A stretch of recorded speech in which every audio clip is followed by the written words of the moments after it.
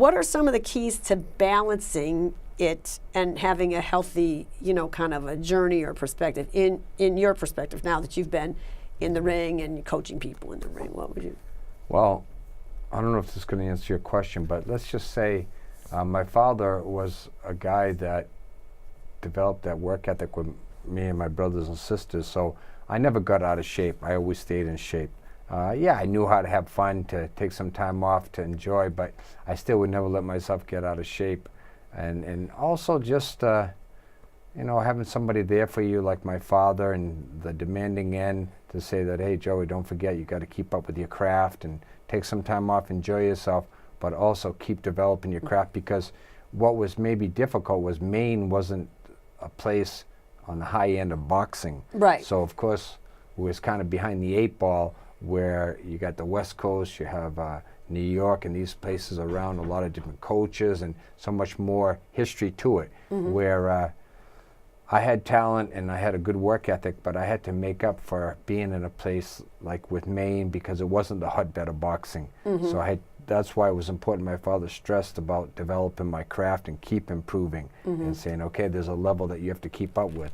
And yeah, I mean, I knew when I needed to take a rest, take some time off, but I also knew that I could only take so much time off. It's a demanding sport, and I was always dedicated. I never lost a fight because I wasn't in shape. I was always in top shape, and I knew what I had to do.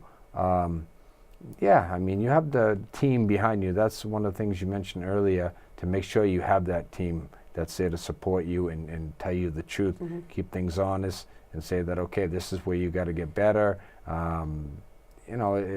Improvement is so important in everything you do. Now, in the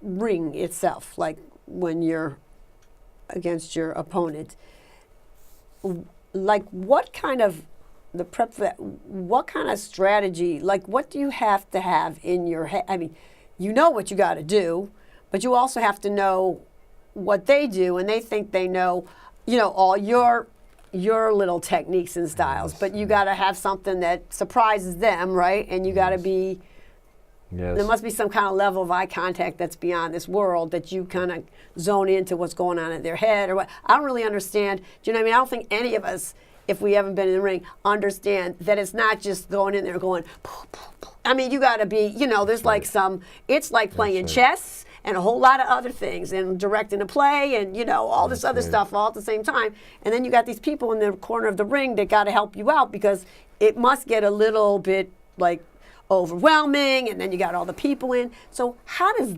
that? I mean, how does the boxer keep that? That's a lot to hone in and make something happen with. It is. You have to be really special. How would I say it? Like, it's about styles. Styles make fights. And the thing that was tough with me, I was always a smaller guy. I was a lightweight, but my being short, my style could have been a slugger, because you're not going to be tall box fighters. But I was taught early on from a 6 foot tall trainer to box and be intelligent, use counterpunching, use good footwork, use good defense. So that's what he stressed for years, and that was my style that I had to work with. It's hard to change styles when you've developed a style that you've had success with. The big thing is that knowing, like, making adjustments and saying, okay, I'm up against this kind of an opponent. He's aggressive, he comes forward. I'm a boxer, I move back, I counterpunch. To make somebody pay for mistakes, hit and not get hit. And my trainer was a very good defensive fighter, a good strategist, where he would look at a fighter and say, okay, hey, this is more of a one-dimensional guy that's tough, that's going to come forward, and you have to be smart. You can't expend all your energy in being a slugger, and you can't last long in this career if you're just going to be one-dimensional and be just a slugger. So he taught me the art of boxing, and that worked out great for a long time. Hey, some of the guys that I fought, like Julio Cesar Chavez, was a warrior that come forward, and Tony Lopez, another guy, aggressive.